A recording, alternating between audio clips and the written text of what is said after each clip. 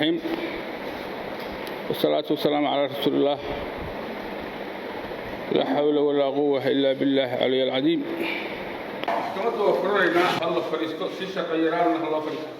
maanta oo taariikhdu tahay 11 bisha December 2022 waxaan maxkamadda sharafta la hor keenay maxaabiista horteeda joogta oo isugu jirta dambiye kala duwan kuwa galay iyo kuwa kale oo aan ilaawayaala magacyada maxaabiista markaan soo gudbiyo cabdixakiin jaamac xasan dheere farxaan cabdixakiin jaamac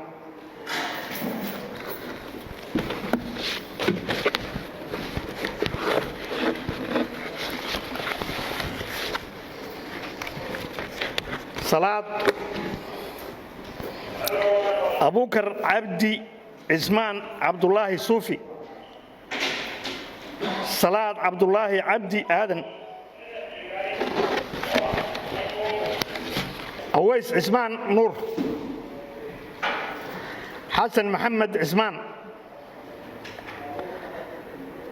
axmed xasan aadan axmed aadan xasan aadan cabdimaalik yuusuf fariis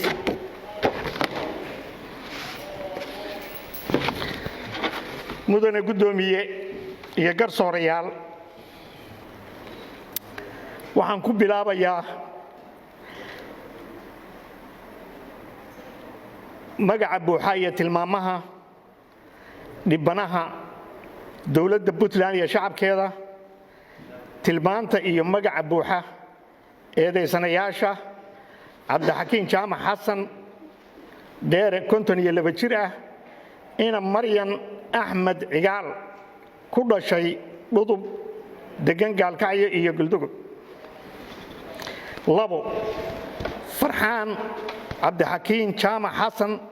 22 jir ah ina baarliin nuur xaaji ku dhashay bookh degan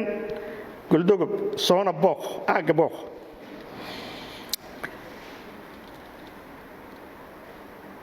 eedlaawe bashiir daahir axmed 19 jir ah ina timiro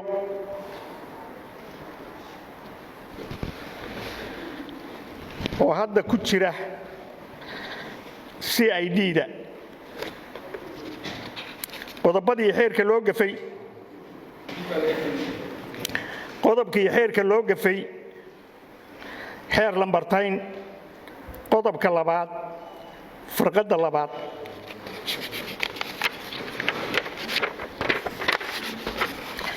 faahfaahinta eedda xeer ilaaliyaha 9kii bishii 8aad 2022 abaaro 9kii iyo barkii subaxnimo waxaa degmada guldugub boolisku ku qabtay gaari dhayna ah lambarkiisu yahay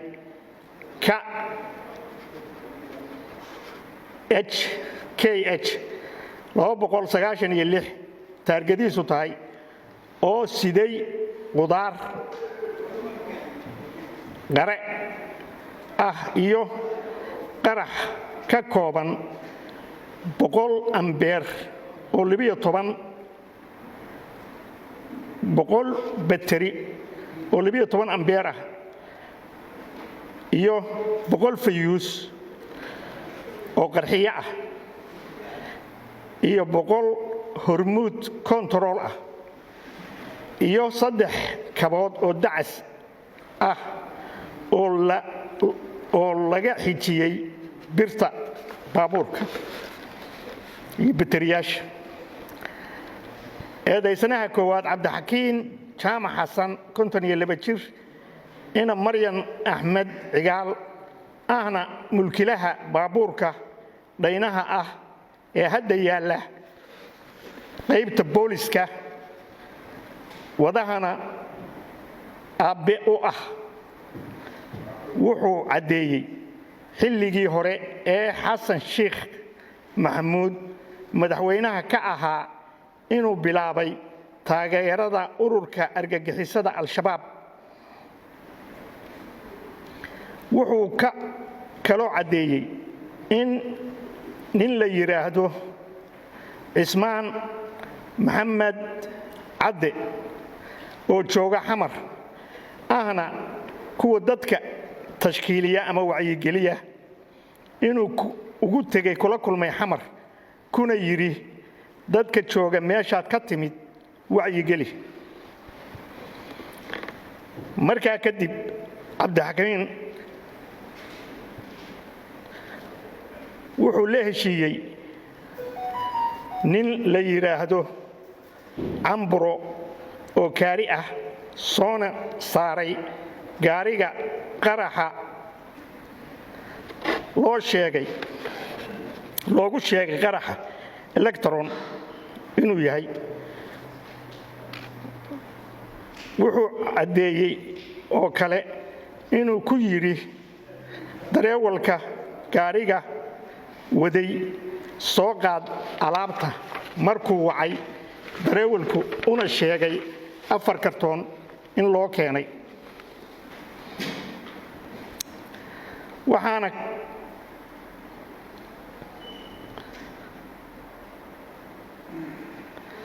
wuxuuna ka qaatay lacag $80 ah oo kira ah. sawirada moobilkiisa ku jira wuxuu kala soo degay idaacadda taageerta al-shabaab. wiilka uu dhalay ee baabuurka wada asagaa ku amray inuu qaraxa soo qaado. alaabta waxaa loo waday Galdogob, waxaana la faray haddii cid alaabta doonaysaa u imaan weydo inuu u gudbiyo qaraxa Buuhoodle. gaariga waxaa waday 2 wiil oo uu mid dhalay midna kirishbee yahay. waxba kalama socon alaabta, shuqulna kuma lahayn kirishbeygu. dareewalka uu dhalay farxaan waxaa la soo xidhiiray hadba sida ay wax noqdaan aabbihiis.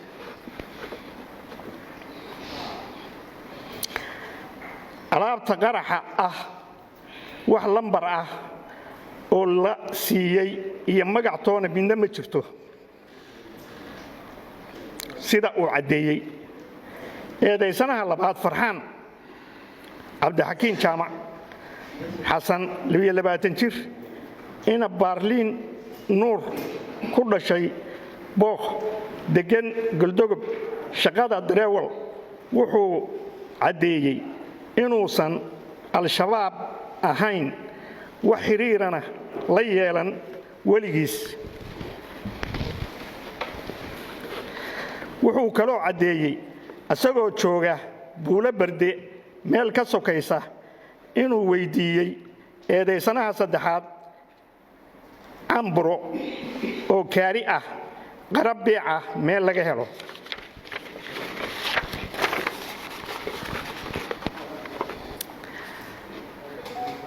wuxuu ku yidhi camburo kaarigii camburo beerta buu qaruhu yaallaa ka soo gado. wuxuuna ka gatay beertii qaraha loogu tilmaamay wuxuuna ka soo gatay 550 xabo oo qara ah. kadib waxaa 4 kartoon u keenay oo loogu sheegay electron kaarigii ahaa camburo. wuxuuna soo wacay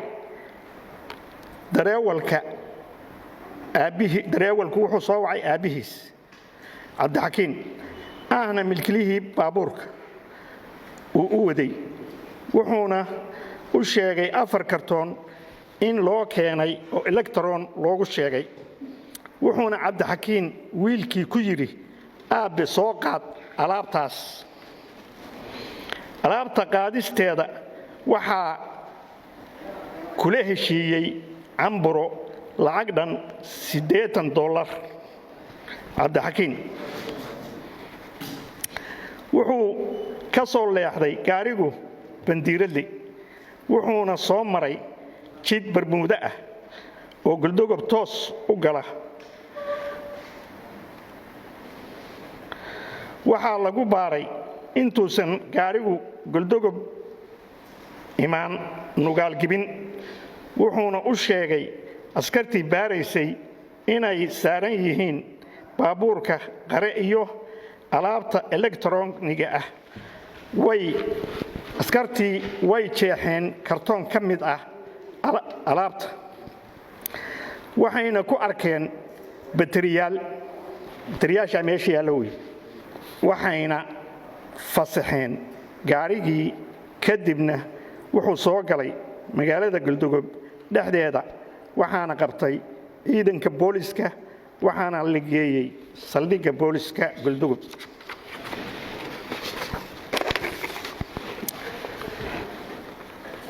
waana la baaray gaarigii, waxaana laga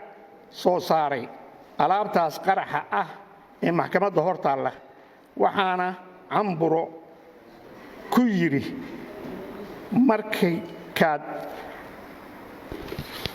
waxaana camburo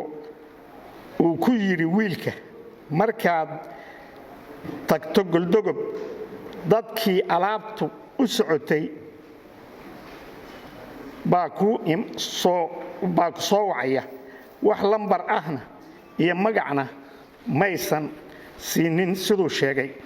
aabbihiis cabdixakiin wuxuu ku yidhi wiilka, markaad magaalada tagto qaraha keliya deji, alaabta kale ee kartoommada ah ha saarnaato gaariga, anigaa u imaanaya. eedaysanaha saddexaad camburo oo ah ninkii qaraxa soo saaray gaariga waa maqane. markii gacanta lagu dhigo waa lala xisaabtami doonaa, sharcigaana la marin doonaa. eedaysanaha afraad, eedlaawaha afraad, bishaar daahir axmed 19 jir, ina timiro cismaan cali, wax eed ah oo loo hayo ma jirto sida ku cad gungaarka CID-da gobolka mudug gaalkacyo iyo caddaynta looga qoray garsoore horti cabdixakiin jaamac xasan dheere oo mulkilihii baabuurka ah. ujeedda eedda xeer ilaalinta, tilmaamaha iyo magaca buuxa ee dhibanayaasha, dowladda Puntland, shareecada islaamka iyo shacabkeeda. marxuun ekis nabadoon cabdiqani xasan xuseen waloore, tilmaamaha iyo magaca buuxa eedaysanayaasha: abuukar cabdi cismaan cabdulaahi suufi 52 jir ah, ina khadiijo barre cali, ku dhashay qoryooley, degan gaalkacyo. 2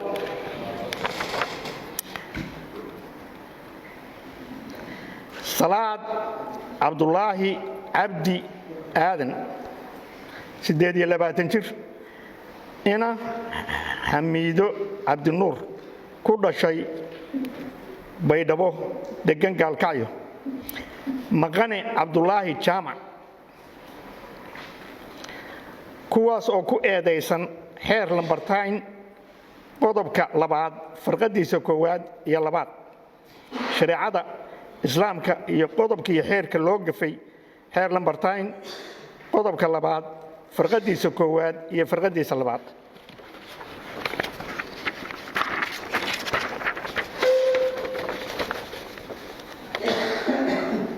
faahfaahinta eedda xeer ilaalinta 16 bishii 6 2022 abbaaro saacaddu markay ahayd 7:49 daqiiqo oo fiidnimo waxaa lagu dilay magaalada Gaalkacyo xaafadda Garsoor masaajidka Al-Macmuur marxuum Ekis Nabadoon Cabdiqani Xasan Xuseen Walloore waxaa gacanta dilka lahaa eedaysane Salaad Cabdulaahi Cabdi 28 jir ah ina Xamiido Cabdi Nuur.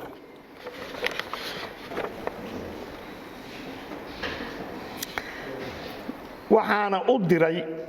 oo la socday Amiir Abukar Cabdi Cismaan oo ku soo daray argagixisada Al-Shabaab gacan ku dhiiglaha una dhiibay bastoolada uu ku dilay marxuumka tusayna marxuumka Ekis Nabadoon Cabdiqani Xasan Xuseen Walloore kuna amray inuu dilo asagoo weliba la socda. eedaysanaha koowaad Abukar Cabdi Cismaan Goobe 52 jir ah ina Khadiijo Barre wuxuu ku biiray ururka argagixisada Al-Shabaab bishii afraad 2021.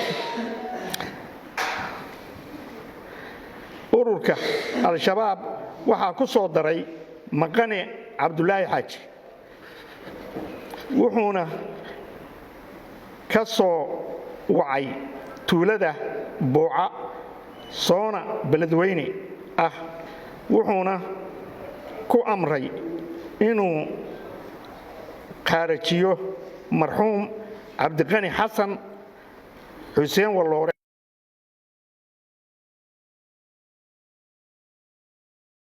waxay ku hormareen dilka marxuum Ekis Nabadoon Cabdiqani Xasan Xuseen waxaana fuliyey dilkaas Abukar Goobe iyo Salaad Cabdulaahi oo gacanta lahaa. eedaysanaha labaad Salaad Cabdulaahi Cabdi 28 jir ina Xamiido Cabdi Nuur ku dhashay Baydhabo degan Gaalkacyo wuxuu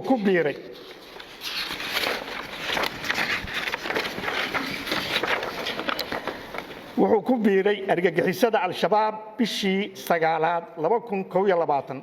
waxaana ku daray eedaysanaha koowaad Goobe ururka Al-Shabaab wuxuuna sheegay Salaad inuu dilayo hadduusan fulin amarkiisa eedaysanaha koowaad Goobe. shirkadda qareennada ee Anfac Law Firm and Legal Consultancy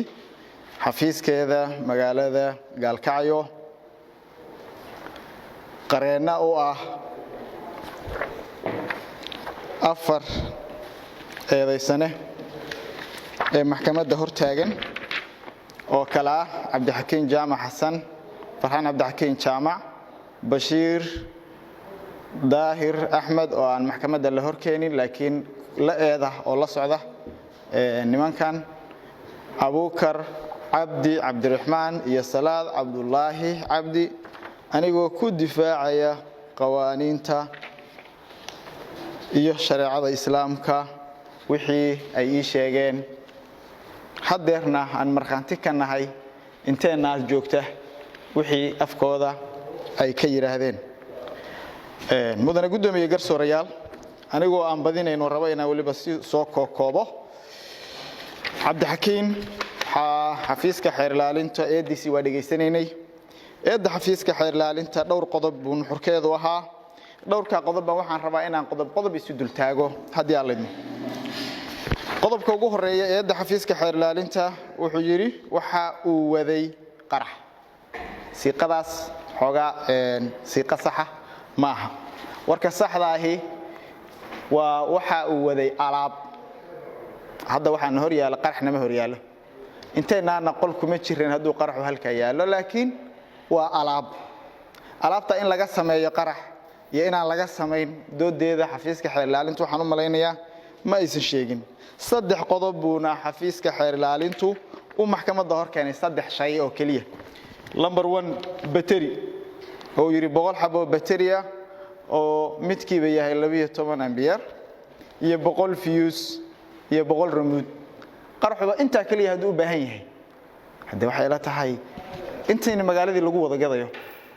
waxaan u maleynayaa qarxu sida uma fududa siiqada marka waxay ahayd alaab hadii qarx laga sameeyo isaga laga rabaa inuu ku daro yiraahdo alaab qarx laga sameeyo laakiin hadda waxaan hor yaalaa qarx ma waxa uu wadayna qarx maaha waxaan rabaa in intaas maxkamaddu ay fahanto oo aan rabo qodobka inaan ka iraahdo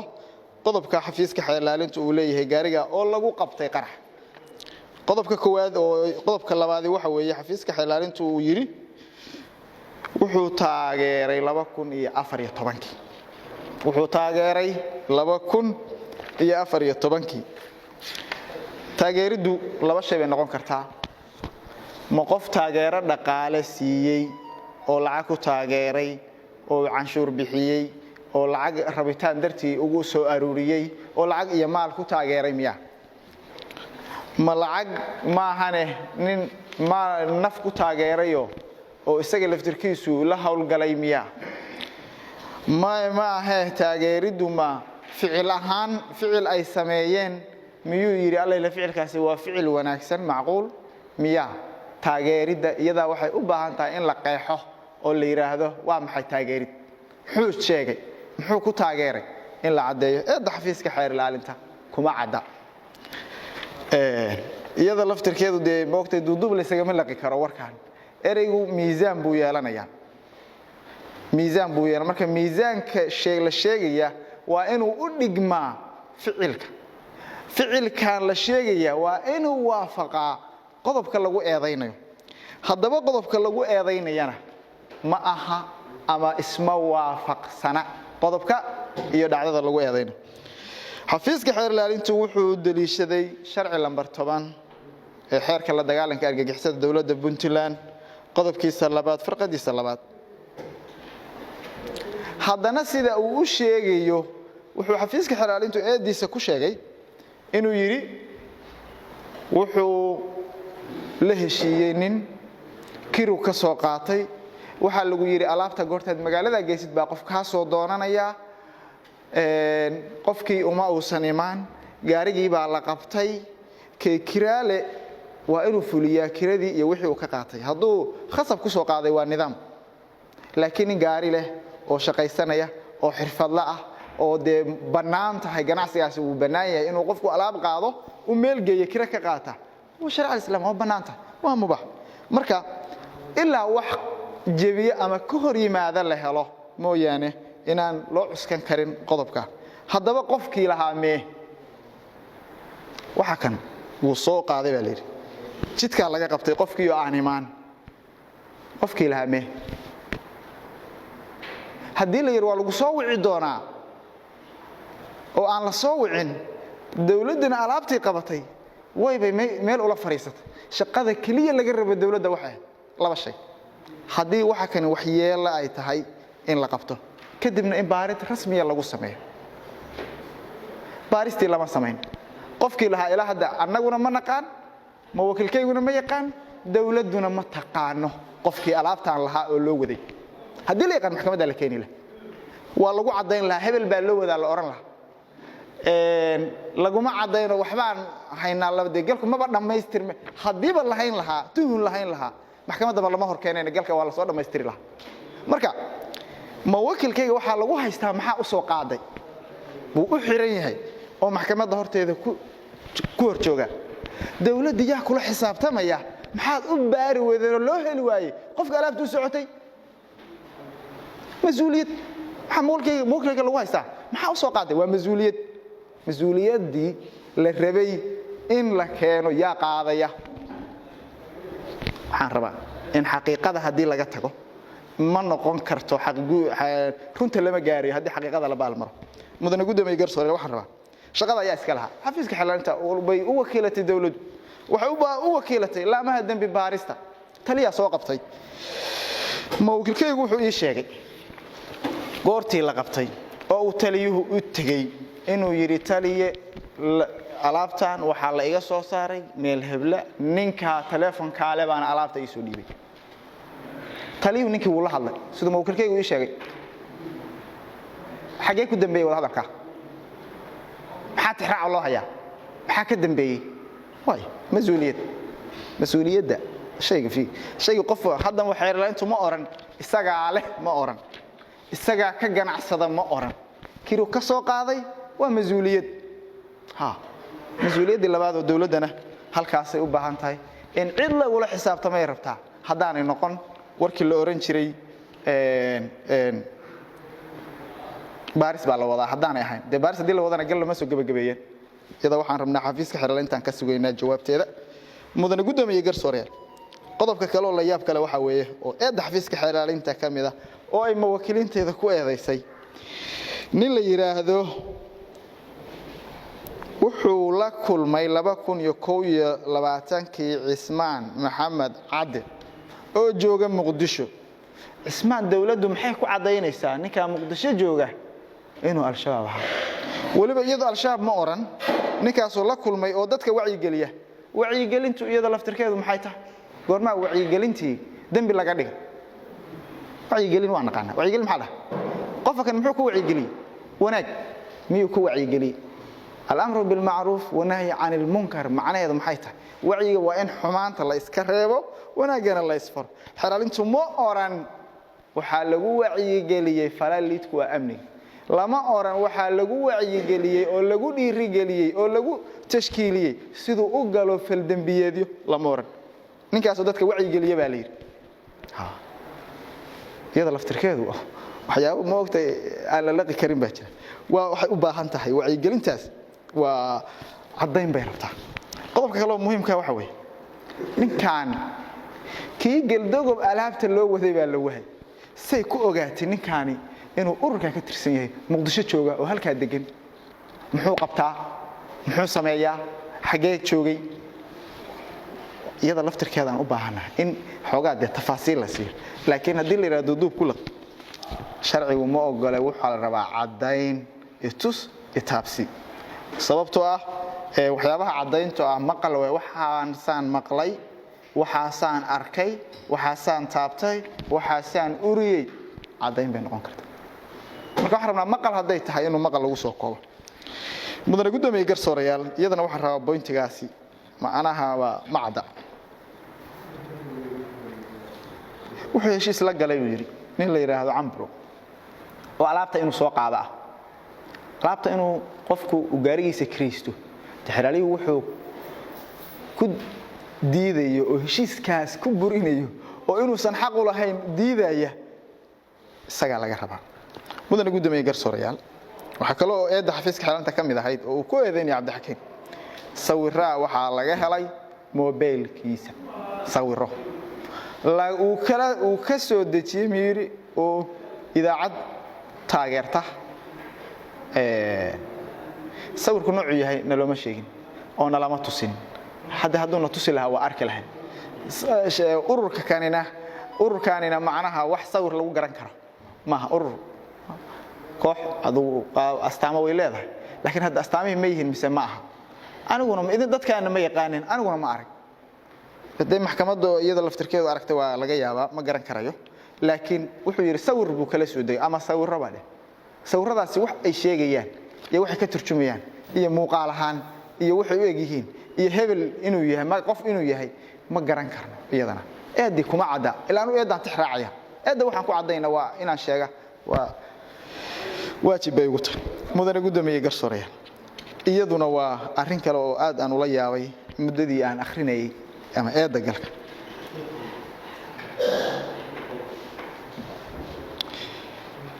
haddaba mudane gudoomiye garsooreyaal ma wakiilkayga Cabdixakiin xafiiska xeer ilaalintu waxaan rabaa hadalka in aad loo fiiriyo qoraalkana waa laga fiirin karaa lama oran waxa uu ka tirsan yahay ururka waxa uu ka tirsan yahay ururka xafiiska xeelaalintu meel ma sheegin mana oran marka waxa iyada laftirkeeda aan u baahanahay in la isweydiiyo qof aan ururkii ka mid noqon oo la yiri wuu taageeray hada taageeridana ku laaban mayo waa saan sheegayo wax qiimo sharciya wuu taageeray malaha sifa laga rabaa la arki karo macquula dambi qofku ku yeelan karo laakiin wax aan dambi ba ahayn umalayn mayo in dambi laga dhigi karo ama sharcigu ma ogola inuu dambi noqonayo haddaba mudane gudoomiye garsoorayaal mawakilkaygu wuxuu ii sheegay falka lagu eedeynayo inaanu shuqul ku lahayn sidiisaba cid ahna inuusan la macaamilin haddii macaamil dhex maray uu jiri lahaana dawladdu iyada u xil saaran ee laga rabaa inay cadayso iyadana ma aysan cadayn haddaba mudane gudoomiye garsoorayaal waxaan dhihi lahaa oo aan rabaa sharciyada islaamku waxa la yiraahdo cuquubada ama dambiyada aad baa loo kala sifay waxa jiray tusaale aan soo qaato qof qabtay isagoo raba inuu dilo qabashadii uu qabtay maana mid kale baa dilay sharciyada islaamku waxa lagu leeyahay kii qofka dilayna dil buu yeelanayaa kii kale oo qabashadiina tacziir buu yeelanayaa waxadiis buluq maraamka laga helaya sida waxa la mid ah marka qofkii waxaan lahaa hadaan la keenin kii kirada ka soo qaatay oo nacfiga ka soo qaaday oo gaarigiisa kiriyay oo uu xil saartay gaariga dhaynaha inuu alaabna magaalo ka qaado alaabna magaalo geeyo uu san garanayn inay waxa kan yihiin xitaa aqoon uma lahayn xitaa isagu kan u keenay uma sheegin meel kasta la marinayna fiir waxa soo laga sameeyaa baladweyne waa Hirshabelle waa la soo canshuur kalmadug buu soo maray waa canshuur dadkii macnaha iska lahaa laga rabay moogta mas'uuliyadda kaliya isoo kirada la sheegay buu ka qaatay marka qofkiiba hadaan lahayn kan mas'uuliyaddu ku yeelanayo maxay tahay dambiga waxaan jirin cid laga rabo inay dambigan soo saadho oo baadhana mas'uuliyadii ma saarin oo ma keenin iyadana waxaan rabaa inaan inta ka iraahdo mudane gudoomiye garsoorayaal marka qarax ma intaan saddexda shay buu u baahan yahay jawaabtu waa maya waa aragnay video baan maxkamadda tusi karnaa qarax dhacaya haday na tusaaneen waxa jooga farsamo yaqaan sida la ii sheegay fuse-ka intii lagu xiro bateriga oo remote-ka lagu taabto halka aan dhigno uu qarxo waa qarax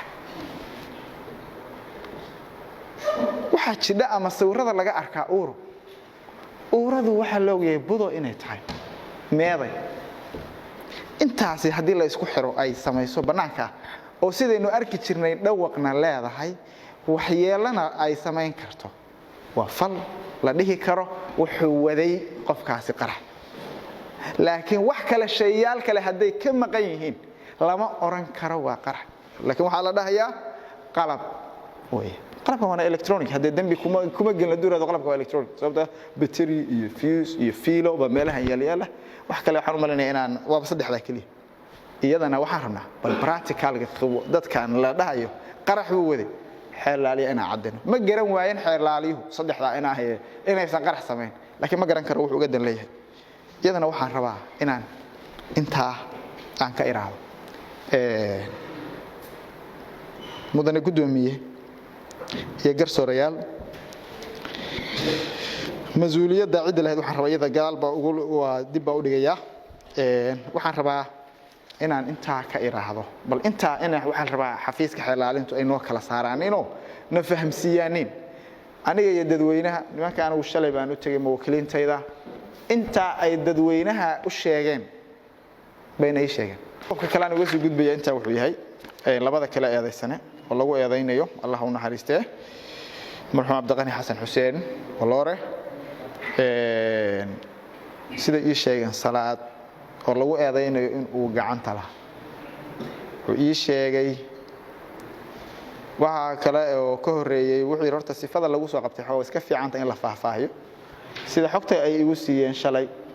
oo aan u sheegay inaan ilaahay hortii warka ii sheegaan aan maxkamadda horteeda ka sheegi doono ilaa dartiisna ku difaacayo waxa la qabtay ninka la yiraahdo Abuukar baa la soo qabtay muddaa la hayay abuukar xuquuqiyaadkiisii asaasiga ahayd sida lama siin ama fursadii uu isku difaaci lahaa baaridii waqtigeedii uma helin saas darteed wuxuu yiri markaan loo isticmaalay qodobka 150 waa garanaynaa xeerka habka ciqaabta Soomaaliyeed kadib ana ninkaas waxaan iska iri hebel ninka hebel baan iri markaan macnaha dii la igu khasbay inaan sheego wax aanan aqoon saas darteed hebel baan iska iri hebelkiina wuxuu noqday inuu yiraahdo ninkan salaadna sidaas la mid wuxuu yiri anigu wax aan galay oo dambi ah oo aan leeyahay male sidoo hadda dadweynaha u sheegay buu ii sheegay marka cidii waxa wax ka duwan sheegaysa waxaan rabnaa iyada ay u taala inaan maxkamadda aan la sugno la wadaagno bismillaah alxamdulillaah sanaa lillaah thumma salaatu wasalaamu calaa rasuulillaah wa bacd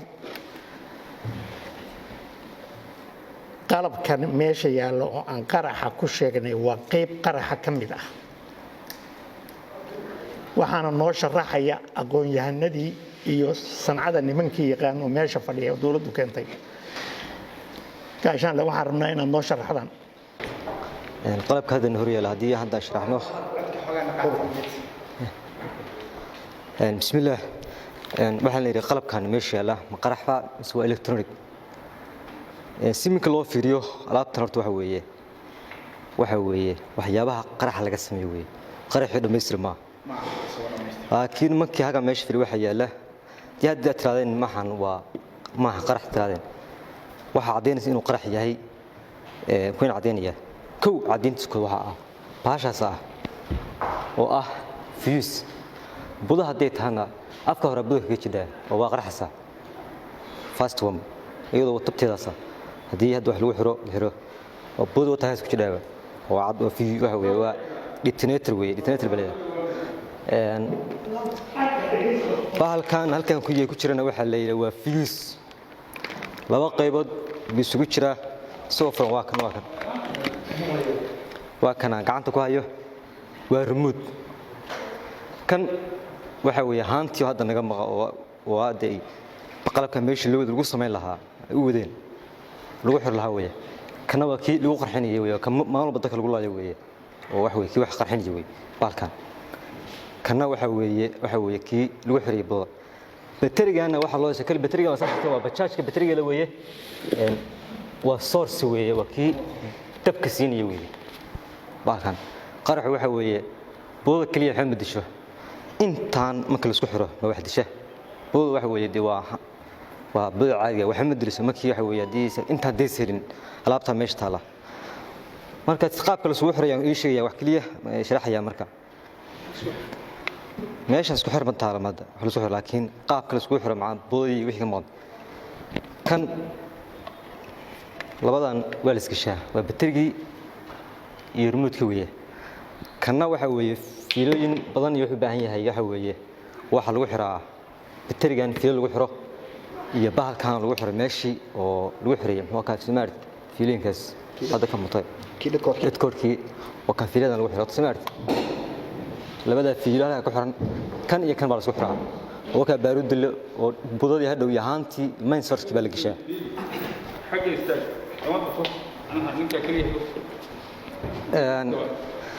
labadan waa laba isku xiranta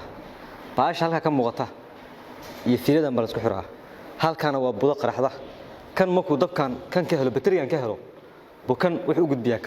kana wuxuu u gudbiyaa budada u gudbiyaa markaas boodana waxa qarxisa kana wuxuu qarxiyaa boodu qarxiyaa marka waxa cadeynaysa inuu waxa qarx yahay oo cadeyn kugu filanba kaasa qof walba ugu filanba waxa kan loo isticmaalay waa kan meesha u yaalo mariyay meesha batala intaan ba hadii la iska daayaba bateriga la iska daayo remote-ka la iska daayo kan maxaa meesha kana weeyay qanacsi loo isticmaalo wax loo isticmaal ma jiraan aan ahayn qarx waa sameyn ku qarx weeyay kaliya wax uu sameeyay shaqadiisa waa qarx sameeyay bis only marka wixii kan la dhigay gaashanlaha ku dareela tahay diyaano baalka detonator baa la yiraahdaa waxa la yiraahdaa detonator baa la yiraahdaa waa qarxiye oo fiil qarxiya waxa ku jira waa baaruud waxa loo isticmaalo oo kaliya waa qarax dekada garacad oo aragteen waxa laga xeeday lagu burburiyay waa bahalka xunka weeye dekada aragteen dhagaxeeda waxa lagu burburiyo dekad lagu dhisay waa bahalkaas kan macni waa kii lagu xireeyay soo hadda inoo sheegay maxamed waana kan ka caawiya inay is helaan remote-kii iyo detonator-kii macni remote-kan meel fog buu soo tagayaa kan marka waxa weeye waa kii qaraxiina waa lagu xireeyay oo isagu qaraxu ku haraya kaasna waa kii la tagayay oo meesha fog la aadayay oo isaguna qaraxii macni markaa fulinayay weeye kan waa power source-kii weeye oo waa dabdhaliyihii oo macnihii in wixii isku xiriirsamaan oo macni awoodii oo dhan weeye bahalkaas ma ahan marka kani wax ganacsi ma ahan kan ganacsi ma galo waa baaruud hatta qofku shaati masax haduu qabo oo intuu sa u taabto oo kan qabto waa qorxayaa macni iska badaa macni in baaruud iyo qaraxyo kale wax kale lagu xiray shaatiga kaliya macni qofka gacanta danabka ka dhashay kaliya buu ku qarxaa waa baaruud daga fudud oo khatar ah waana qarax kan kuusana waxa la yiraahdaa LCR baa la yiraahdaa waa isku xirihii guud qaraxii iyo batarigii iyo haantii dhamayd weeye hadda qaraxa waxa kaliya oo ka maqan waxa kaliya oo qaraxi ka maqan waa baaruudii iyo haantii ay gashan lahaayeen inta haddii aan la helin qarax furi kara ma jiro wax la gado oo caadi loo gadana waxa jira bahalkaas jira inta kala deesi macnaheedu inta waa daba galnaa waa raadinaa anagu waxaan madaxdii waxaan nahay miinada laakiin qalabkan bahashaasi waa sensitive weeye oo bahasha u khatarsan waa dilaa wax la gada ma ahan wax dukaan yaala ma ahan wax ganacsi loo keena ma ahan waa qarax way bahashaas ujeedadu waxay qalabkii qaraxa laga sameeyay baa meesha yaala intaas waa meesha qarax halkaas aan uga gudbayaa waxaan u gudbayaa kelmadii ahayd baabuurka ninku waa kireysan karaa waana soo kireystay waa run baabuurku qofku aduu leeyahay hantidiisa waa kireysan karaa laakiin waxyaalo uusan qaadi karin oo kirada ka mamnuuca jira waxaana weeye waxyaalaha uusan qaadi karin oo ka mid ah wax ummadda haligaya inuu baabuurka saaro ama kira ka qaato ma gudoomiye maqlaysa wax ummadda haligaya oo inuu kira ka qaato ma taasuna halkaas weeye wuxuu soo qaaday waxa aad u jeedaan oo maxkamadda horteeda taala oo lagu haligi karo dad fara badan haddii la sameeyo kiradan intaasaan uga baxaya waxaan u noqonayaa taageeradu waa run way badanta qofku maal buu wax ku taageeraa cod buu wax ku taageeraa mabda' buu wax ku taageeraa qofku waxbuu ku taageeraa cabdi xakiin asagaa afkiisa ka sheegtay inuu taageeray 2014 markii dagaalkii kenyaatiga iyo kenyo muxuu ahaa iyo shabaabku ay dhaceen elcaddi taageerada inuu markaa bilaabay 2021 inuu inta xamar tegey la kulmay nin ka aad hadda leedahay qofku waxbuu wacdiyi karaa al-shabaabku wax kale ma wacdiyeen waxay wax ku wacdiyaan qofka tashkiilin bay ku sameeyaan ninkii tashkiilinta ahaa oo uu xamar ugu tagay 2021 oo aan magaciisa kor ku soo sheegnay asagana wuxuu ahaa nin al-shabaab oo tashkiilina dadka meesha aad joogto wacdi ma aha boqol culumaad joogta waxa loo soo dhiibay waxay ahayd inuu tashkiiliyo ummadda ninkii waxaan alaabtan wixii lahaayo loo waday ma la helo kelmaddaas waxaan u malaynayaa waxaa sheegi kara wixii loo waday oo lahaa ninka ay u xambaarsan tahay waday oo loo soo dhiibay cabdi xakiin ma sheegin cidii uu waday baaritaankii lagu sameeyey ma sheegin cidii uu waday hadduu dhihi lahaa hebel iyo hebel baan u wadnaa isagu beri buu noqon lahaa kira la'aan bay ahaan lahayd isagaa gowsaha isdhaafsadoo yidhi ma aqaano cid loo waday wixii mana aqaano waana wadaa macquul maaha laabaan kire ka soo qaatay oo aan baabuurkayga ku soo qaaday oo qof loo wada aanan aqoonin hadday macquul tahay de maxkamadda u taalla aniga macquul ilama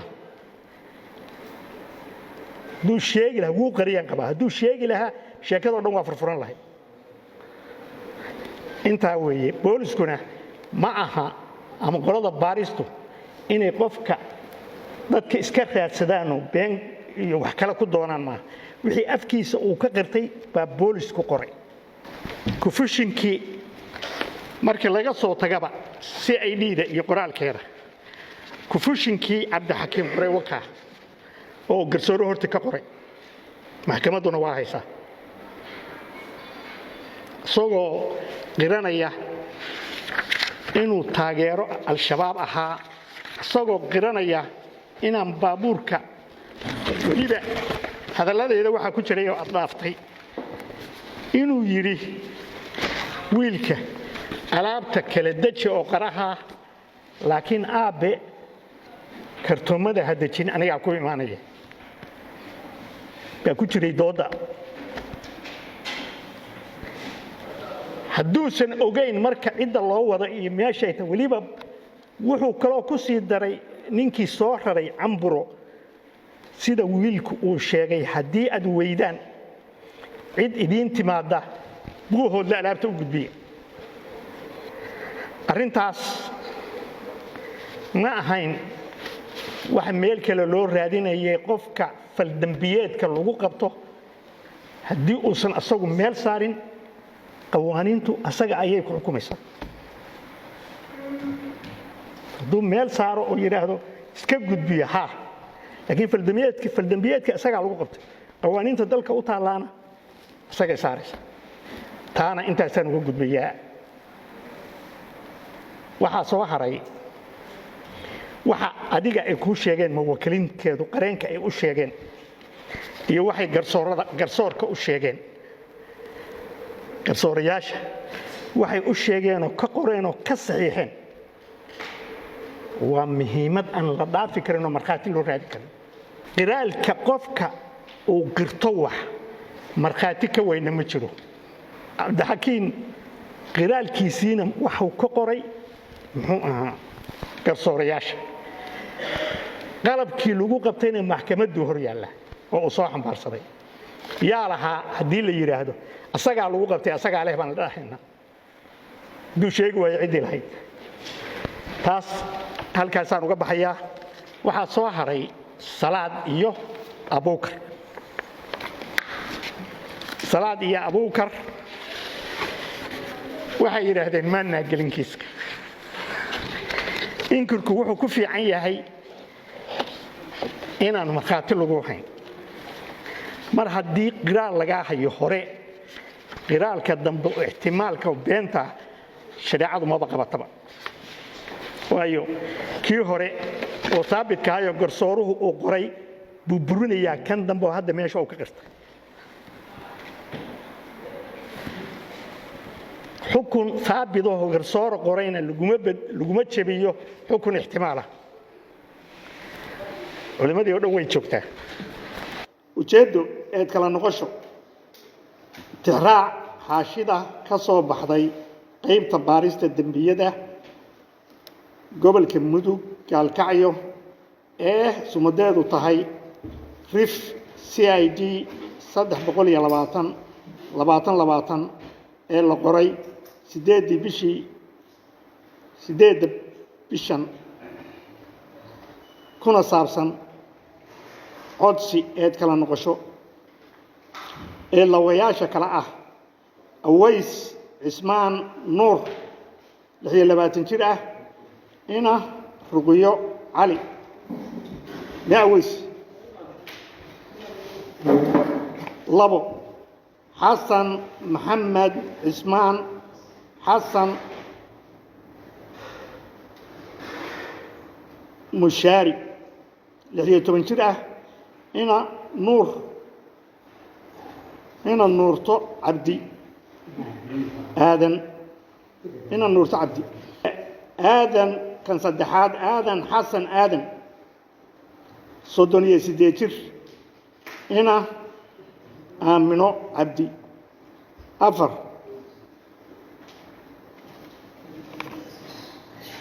عبد المالك يوسف محمد صدني شنجر هنا عاشو عمر كواسو كو ايديسنا تون الشباب قيبتا باريستا دنبيادا CID ee gobolka mudug markay samaysay baaritaan dheer waxay cadaysay inaysan wax dembi ah u hayn laawayaasha sare ku xusan kana mid ahayn ururka khawaarijta al-shabaab haddaba waxaan kala noqday eedii loo haystay ee laawayaashaas sare ku xusan sidaas darteed waxaan maxkamadda darajada koowaad ciidamada qalabka sida ee dembiyada culus gobollada mudug iyo cayn ka codsanayaa ee sharafta leh ka codsanayaa inay xabsiga ka sii dayso xorriyadoodana loo celiyo ee laawayaashaas anoo u cuskanaya qodobka 112 xeerka inqaabta Soomaaliyeed wabillahi tawfiiq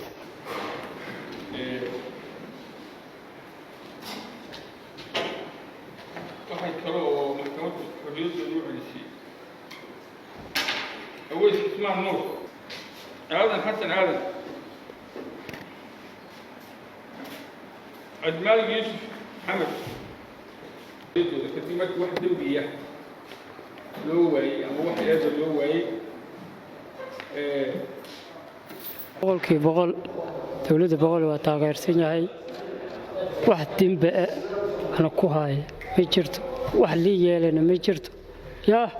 waa taageersan yahay xorriyadayda waa haystaa saacadaan way ka bilowd xorriyadayda waa haday الحمد لله رب العالمين والعاقبة للمتقين ولا عدوان للعالمين ولا عدوان للعالمين الحمد لله ما شاء الله دولة بدلان آد بين وسود ويسي إن قاصة أهان دولة بدلان آد بين وسود ويسي إن أمان تحرني مكهلني حرني ذن آد بأو تاجر سنة الحمد لله وحدوات يوقجع يبوق من الجلين الحمد لله آد بأو تاجر سنة ما شاء الله أريد أن ما دام هلني دولة بدلان وهانم هذلينا أريد وهكذا على سمله أنا دولة أبني ولا سوى أبني ترتيس با معناها أونيك نو بيس نو كان أبني هديله سوى وهن ونقوا يريد دان وانسي الحمد لله رب العالمين وتاجرنا وسوء دويننا إن شاء الله بإذن الله الكريم. السلام عليكم ورحمة الله وبركاته. يوم أنت مقالة بطلان دي دولة خير الله كسنيا وما سنتهاي. إيه دو ما سنتهاي بارك الله فيكم والسلام عليكم ورحمة الله وبركاته. كمان زمان ترى فرنسي واصع بقى انت هكذا بتعود دي دول دي ومغلس دول هو مغلس انت هكذا سي ما تقولي اربعه على شو معني واحد عدي ما هيشي يو مغلي مغال يو حاجه كدما يو صوت يا سحر علي وانت اربعه نقطه هي كمان واحد